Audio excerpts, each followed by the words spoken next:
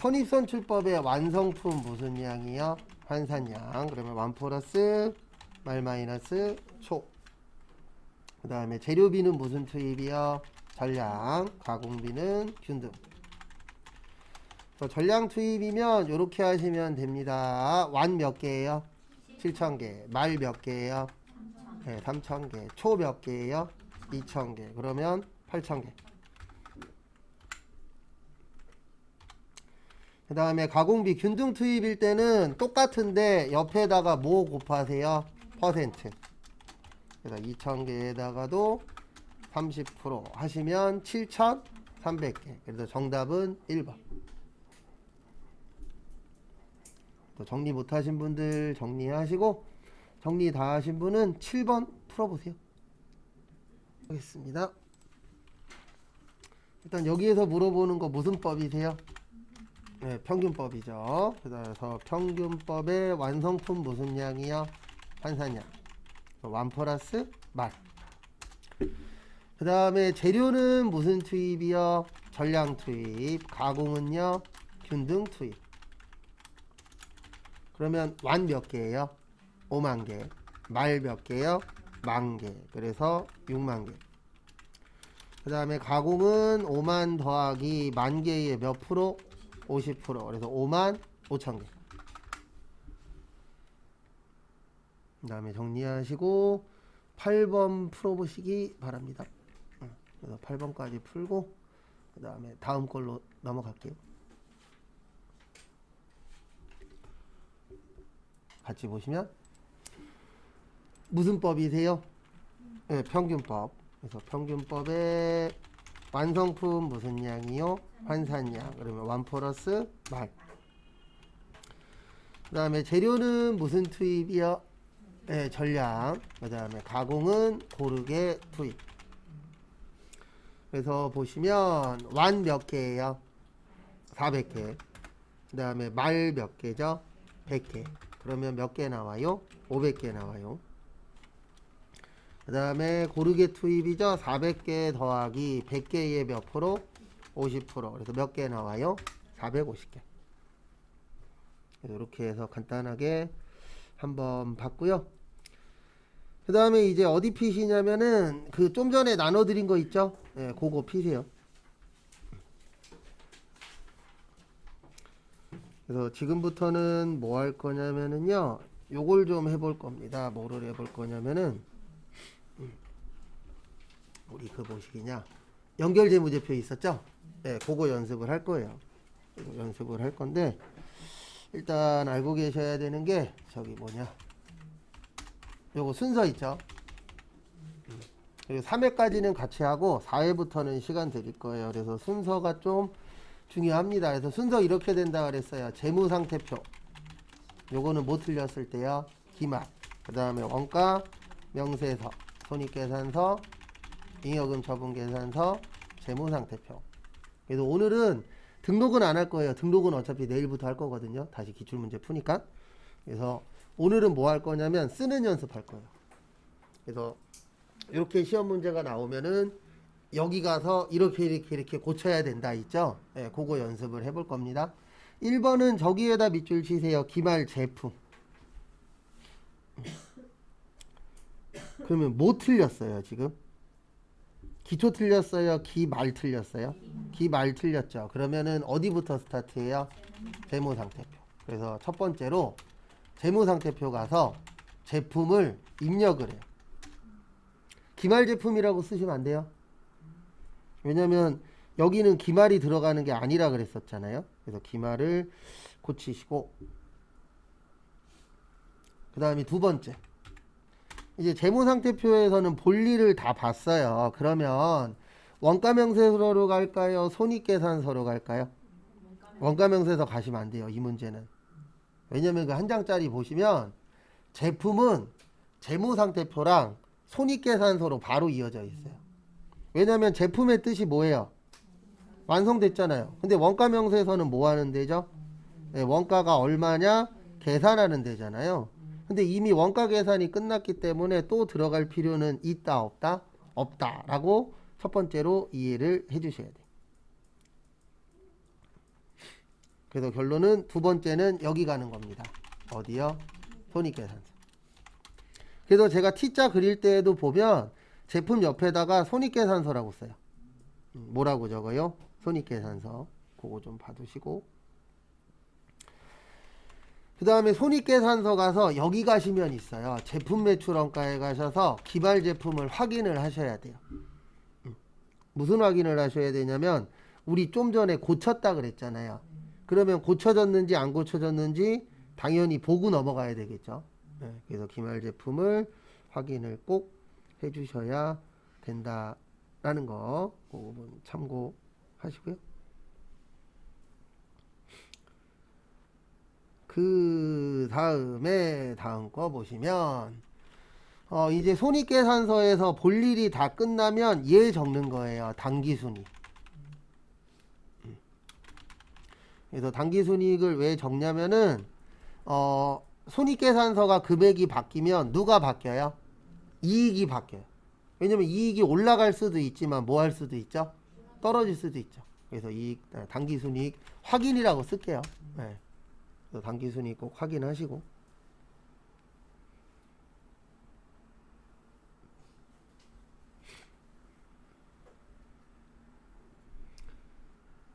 그 다음에 세 번째, 이제 손익계산서 볼 일 다 봤죠.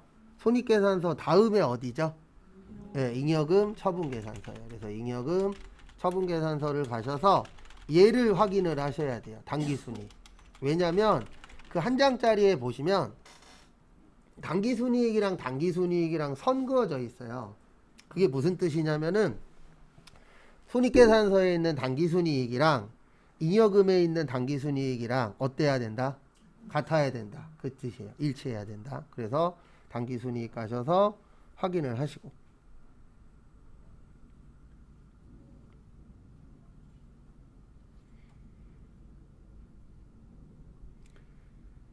그 다음에 이제 다음에 또 뭐 하셔야 되냐면 요거를 하셔야 돼요. 이제 잉여금 볼 일 다 봤잖아요. 그러면 가장 마지막에 하셔야 되는 게 뭐예요? 미처분 이익 잉여금을 또 적어요.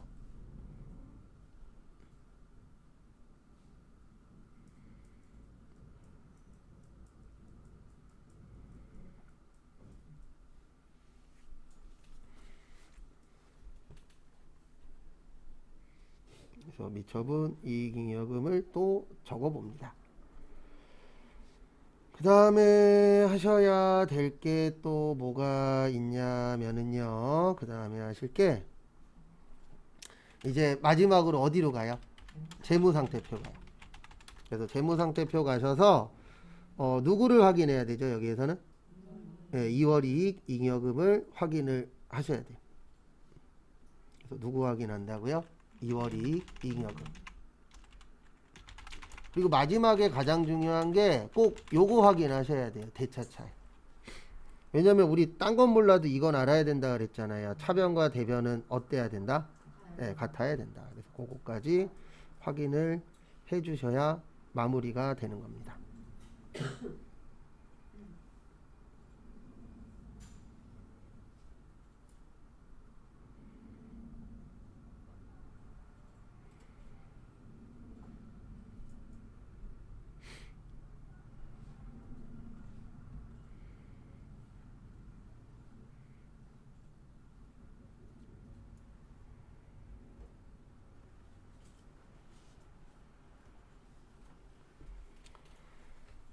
이런 식으로 오늘은 적는 거 연습을 할 거예요. 왜냐면 일단 내가 적을 수 있어야 나중에 들어가서 뭐 할 수 있죠?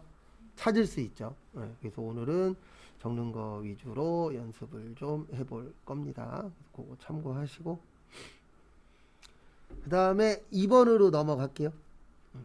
이번에는 2번으로 넘어가도록 하겠습니다. 그래서 2번 보시면은요. 2번은 저기에다가 밑줄 치세요. 저기 첫 번째 줄에 제조원가 명세서. 그 다음에 첫 번째 줄 끝쪽에 재무제표에다가 밑줄 치세요.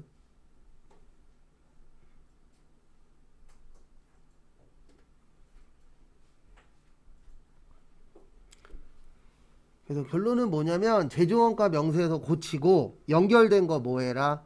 고쳐라. 그 뜻이에요. 그래서 이렇게 됩니다. 어떻게 되냐면 첫 번째로 항상 첫 번째는 요 안에 있는 거 먼저 들어가는 거예요. 왜냐면 얘가 잘 됐는지 잘못됐는지 먼저 확인을 해야 되거든요. 그래서 제조원가 명세서 가셔서 복리후생비랑 감가상각비를 입력을 해요. 왜 입력해야 되는지는 거기 적혀 있어요. 다음 자료를 추가로 뭐 하시오? 입력하시오. 그래서 첫 번째로 입력을 해 주셔야 되고요. 그 다음에 이제 두 번째로 해 주셔야 되는 게 뭐냐면 이제 제조원가 명세서는 볼일 다 봤어요. 그러면 여기에서 적어야 되는 건 얘예요. 단기제품 무슨 원가? 제조원가. 왜 그러냐면 제조원가 명세서가 하는 일이 뭐예요? 그냥 제조 원가가 얼마냐 이거 구하는 거잖아요. 근데 이게 왜 필요하냐면은 원가를 알아야 이익 계산을 할 수 있어요. 왜냐면 원가 모르면 이익이 얼마인지 알 수 있어요, 없어요? 없죠, 당연히. 그래서 원가 계산을 먼저 하고 그 다음에 여기로 가는 거예요, 이제 손익계산서. 두 번째로 어디로 가시는 거예요? 손익계산서 가서 여기 가면 있어요. 제품 매출원가에 들어가시면 단기제품 제조원가라고 있습니다. 그래서 얘를 확인 작업을 한번 해주셔야 돼요. 그리고 이 문제는 저번에도 설명드렸고 앞으로도 똑같은 얘기 하겠지만 얘는 시험 볼 때까지 연습은 하는데 그 아까 말한 말 초당하고는 차원이 달라요. 그거는 웬만하면 나오면 맞추는데 얘는 시험장 가서 문제 봐봐야 알아요. 그럼 이제 더 이상 손익계산서에선 고칠 거 있나요? 없나요? 없죠. 없으면 얘를 적는 거예요. 단기순위. 왜냐면 손익계산서가 하는 역할이 뭐죠? 이익 났냐? 손해 났냐? 계산하는 곳이잖아요. 그러면 이익 났는지 손해 났는지 확인을 해 주셔야 됩니다. 근데 대부분 시험은 이익으로 많이 나와요. 왜냐면 손해 보면은 회사 운영하기가 어려워지잖아요. 그래서 대부분 이익으로 많이 나옵니다. 그 다음에 손익계산서 다음에 어디죠? 잉여금이에요. 그래서 잉여금 처분계산서. 그래서 잉여금이라는 게 뭐냐면 남는 돈 처리하는 곳이에요. 그래서 우리가 이익 나면은 어쨌든 이익이 얼마 났다 그러면 남는 돈이 생기잖아요. 그거를 처분하는 곳을 뭐라 그래요? 잉여금 처분 계산서라고 표현을 합니다. 여기 가서 얘를 확인하셔야 돼요. 단기순 뭐요? 이익. 그래서 단기순 이익이 있느냐 없느냐 그거를 이제 확인을 해 주셔야 되고요. 그 다음에 누구 적어요? 미처분 적어요. 그래서 미처분 이익 잉여금. 왜냐면 그 미처분 이익 잉여금이 다음에 볼 재무상태표하고 연결되는 금액이거든요. 그러니까 우리가 지금 요거 다 적는 거는 뭐냐면 마지막에 적는 거는 얘는 하나로 끝나는 게 아니라 다음 거랑 뭐 되는 거예요? 이어지는 거예요. 그래서 회계가 되게 어떻게 보면은 언젠가는 걸리는 게 이런 게 다 연결되어 있거든요. 그래서 그 연결되어 있는 거를 사람이 완벽하게 그걸 다 준비할 수는 없어요. 그래서 보면은 대부분 언젠가는 다 잡히잖아요. 회계 관련돼서. 왜냐면 그런 건 되게 잘 되어 있거든요. 그 다음에 보시면 마지막이 항상 어디예요? 재무상태표예요. 그래서 재무상태표 가셔서 저기 누구냐? 2월 이익 잉여금을 고치시고 확인하시고 항상 마지막은 뭐 봐야 된다고요? 대차차액 봐야 돼요. 그래서 대차차액이 안 뜨면 잘한 거. 대차차액이 뜨면 버리고 빨리 다음 걸로 넘어가십시오. 왜 그러냐면 이거 고칠 시간이면 딴 거 하는 게 더 빨라요. 그래서 얘는 항상 하실 때 한 번에 완벽하게 딱 끝내야 됩니다.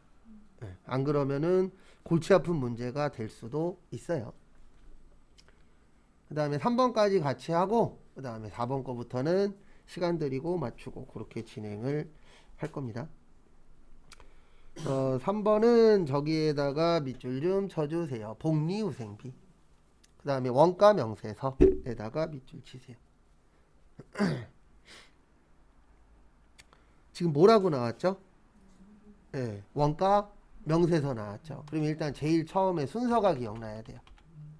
순서 어떻게 되세요?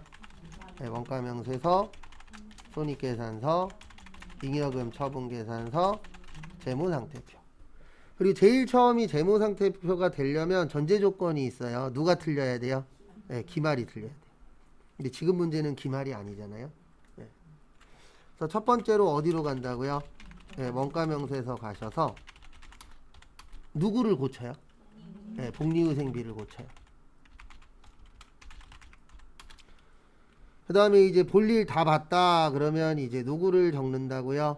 네, 여기에선 단기 제품 제조 원가를 적어요. 왜냐면 우리가 얼마에 만들었는지 알아야 되잖아요. 그래서 제조 원가를 적어 주시면 되고요. 그 다음에 이제 두 번째, 이제 다 원가 명세서는 끝났죠. 그 다음에 원가 명세서 다음에 뭐예요? 네, 손익계산서예요. 왜 손익계산서냐면 원가를 알면 그 다음에 이익 났는지 손해 났는지 알 수 있어요, 없어요? 있죠. 그래서 여기 가셔서 여기 들어가시면 있어요.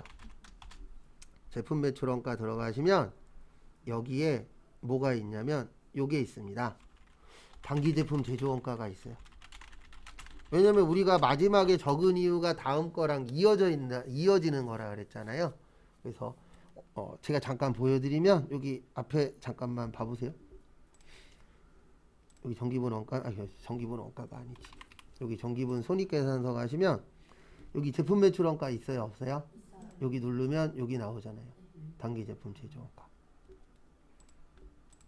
그래서 거기 가셔서 맞으면 냅두고 틀리면 뭐 하세요? 고치세요. 그건 이제 상황에 맞춰서 해주시면 되고요. 그 다음에 이제 손익계산서 볼일 다 봤습니다. 그러면 이제 누구 적어요? 네, 단기 순이익을 적어요. 왜냐면 손익계산서가 바뀌면 단기 순이익이 바뀌잖아요. 그래서 단기 순이익을 적어 주시고요. 그 다음에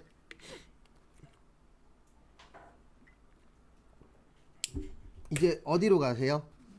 네, 잉여금 처분계산서로 가세요.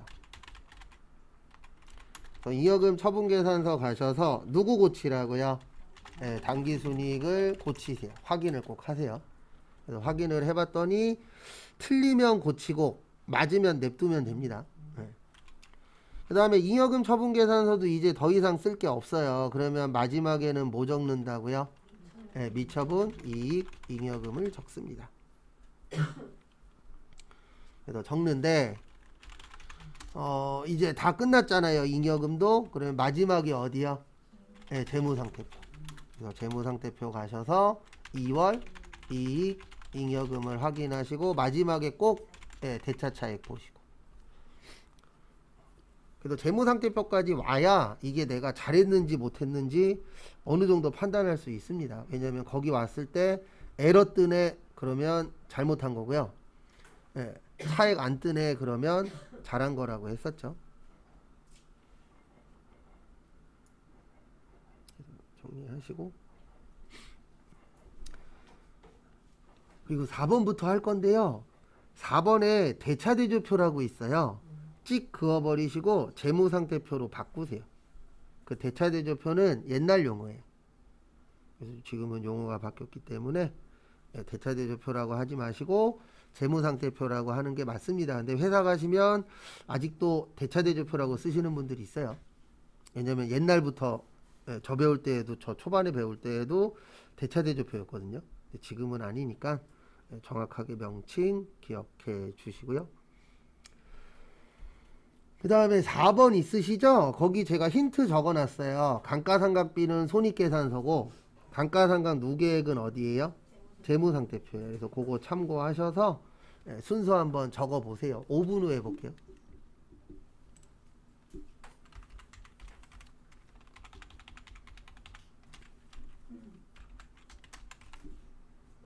보시면은요. 일단 이 문제 푸실 때에 가장 중요한 것 중에 하나는 뭐냐면은요. 저거예요. 뭐냐면은 저거 순서. 그래서 순서 같이 또 보시면 일단 순서는 요렇게 되죠. 여기 적어 놓긴 했어요. 그래서 손익계산서, 그 다음에 어디요? 잉여금, 그 다음에 재무, 상태표. 그 순서에 맞춰서 해주시면 되는데 일단 첫 번째로 어디로 가요? 손익계산서로 가요. 그래서 순서는 손익계산서, 그 다음에 잉여금 처분계산서, 그 다음에 어디요? 재무, 상태표. 첫 번째 손익계산서 가서 얘를 입력을 하세요. 감가상각비 입력을 하시고, 그 다음에 더 이상 넣을 거 있나요? 없나요? 없죠. 네, 없으면은 누구 적어요? 네, 당기순 이익을 적으세요. 그래서 넣을 거 없으면은 거기에서 마무리를 해주시면 됩니다. 당기순 이익을 적으시고요. 그 다음에 두 번째, 이제 손익계산서 끝났으니까 다음은 어디죠? 네, 잉여금 처분 계산서세요. 그래서 잉여금 처분 계산서가 가셔서 일단 얘 먼저 해야죠. 당기순이익을 확인을 하시고, 그래서 틀렸으면은 고쳐주시면 됩니다. 그래서 먼저 확인을 먼저 해주시고요. 그 다음에 더 이상 여기도 이제 넣을 게 없죠. 네, 넣을 게 없으면 마지막에는 뭐 쓰시라고요? 미처분 이익 잉여금을 적어요. 그래서 미처분을 적으시고요. 그 다음에 세 번째, 이제 미처분도 끝났으면, 그 잉여금도 끝났으면 마지막은 어디예요? 재무상태표 가셔서 2월 이익 잉여금 확인하시고, 그 다음에 조심하셔야 되는 게 얘 아직 안 고쳤어요. 네, 감가상각 뭐요? 누계액인데 저기에다가 밑줄 치세요. 지문에 그 건물. 여기 잠깐 보세요. 제가 잠깐 보여드릴게요. 항상 프로그램에는 어떻게 되어 있냐면 관련 있는 거 밑에 걸로 되어 있어요. 그래서 여기 보시면 감가상각 누계액이 여러 개 있잖아요. 그러면 거기에서 어떤 감가상각 누계액이 들어와야 되냐면 건물 뭐요? 밑에 거. 그래서 여기 건물이 몇 번이죠? 202번이에요. 몇 번이에요? 그러면 감가상각 누계액은 203번이어야 돼요. 그러니까 프로그램을 만들 때 관련 있는 거 뒷번호에다가 넣어놨어요. 그래서 건물이 202번이면 건물에 대한 감가상각 누계액은 몇 번이요? 203번. 이런 식으로 구별할 수 있게끔 프로그램 만드신 분들이 다 해놨습니다. 그래서 그 부분 참고하시고요.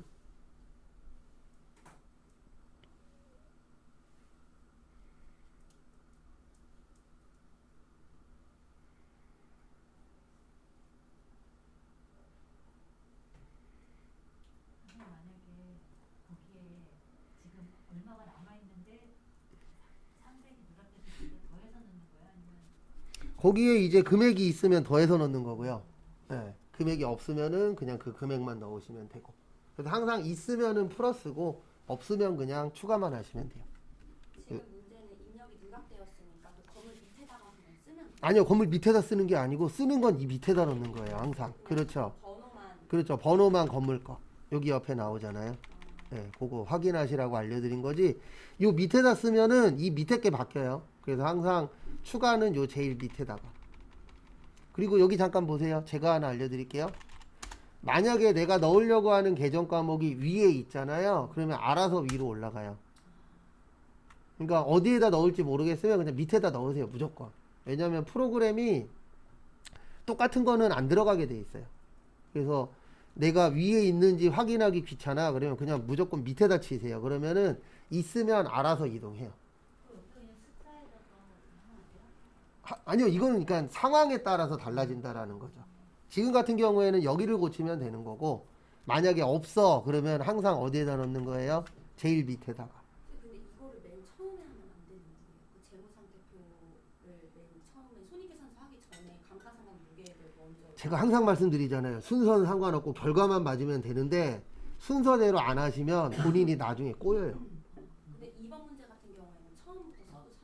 상관은 없어요. 그러니까 뭘 먼저 고치든지 상관은 없어요. 결과값만 맞으면 돼요. 근데 순서대로 안 하시면 사이에 꼬여버리면 못 찾아요.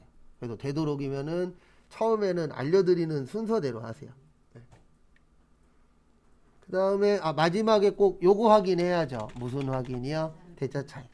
그리고 하나만 더 하고 쉴 거예요. 거기 밑에 48회라고 있으시죠?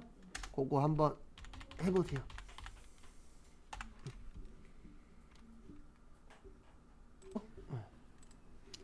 저기에다 밑줄 치세요. 기초.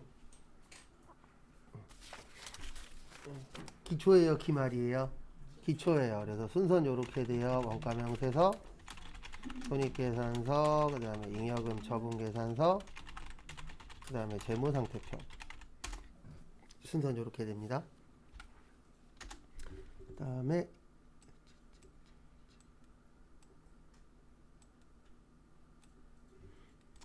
첫 번째로 원가명세서 가셔서 재료비에 있어요. 기초원재료는 어디에 있다고요?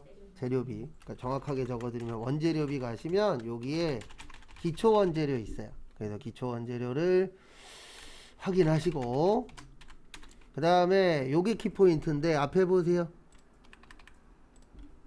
여기 원가명세서 들어가 보시면 기초제공품은 여기 있어요. 오른쪽에 있어요. 어느 쪽에 있어요? 오른쪽. 그래서 화면 우측에 보시면 기초제공품이 있습니다. 뭐 있다고요? 기초제공품. 네, 여기에다가 입력해 주시면 돼요. 그래서 거기 가셔서 확인하시고, 그 다음에 세 번째로 이제 더 이상 원가명세서에 고칠 건 없어요. 그러면 누구 적는다고요? 단기제품 제조원가. 그러니까 적는 건 항상 똑같아요. 근데 문제는 뭐냐면 그 앞에서 뭘 고치냐, 거기에 따라서 이제 어디에다 등록하느냐가 약간씩은 차이점이 생기실 거예요. 네, 물어보세요.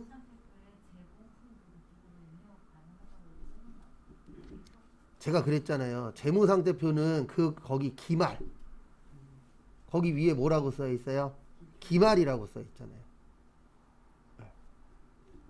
거기 써 있죠? 그래서 재무상태표를 들어가지 말라가 아니라 재무상태표를 가려면 여기가 기초가 아니고 뭐라고 나와야 돼요? 기말이라고 나와야 돼요. 그래서 기말 아닐 때 재무상태표 들어가면 틀립니다. 그래서 그거 잘 숙지하시고, 그 다음에 두 번째 보시면 이제 손익계산서 가셔야 돼요. 그래서 손익계산서 가셔서 여기 가면 있다 그랬죠. 제품 매출원가 가서 두 가지를 고쳐야 돼요. 기초제품하고 그 다음에 단기제품 무슨 원가요? 제조원가. 그래서 기초 틀렸냐 기말 틀렸냐에 따라서 순서가 완전히 달라집니다.